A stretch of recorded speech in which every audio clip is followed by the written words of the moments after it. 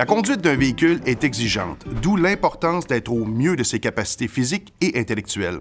Il faut savoir que ce n'est pas l'âge d'un conducteur qui détermine sa capacité de conduire, mais plutôt son état de santé.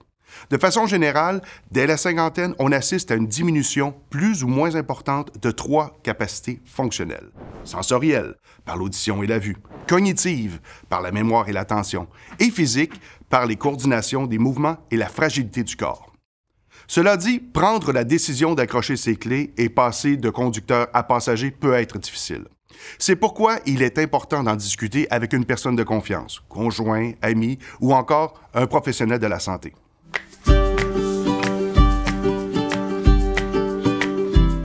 Pour passer de conducteur à passager, il est important de faire une bonne planification des options possibles de déplacement.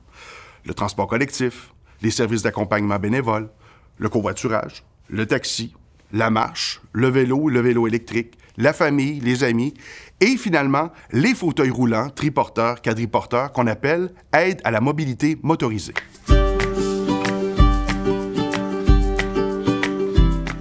Lors de l'achat d'un vélo électrique, les différents modèles, la marque et les performances sont à prendre en considération. Tout d'abord, on suggère d'aller essayer le vélo convoité. La position de conduite et le confort sont primordiales.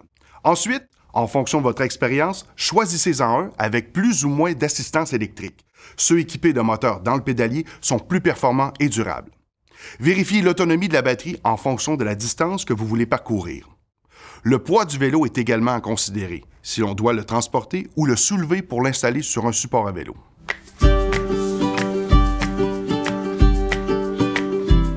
C'est bien simple, il suffit de respecter les règles qui s'appliquent à tous les cyclistes dans le Code de la sécurité routière, notamment de porter un casque, respecter la signalisation et la priorité, circuler du bon côté de la chaussée, signaler ses intentions, circuler à la file, être courtois avec tous les autres usagers de la route, etc.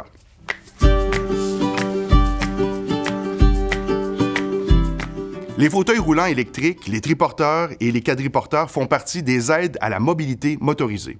Ceux-ci doivent comporter certains équipements obligatoires, comme des freins, des réflecteurs, des bandes réfléchissantes et plus encore.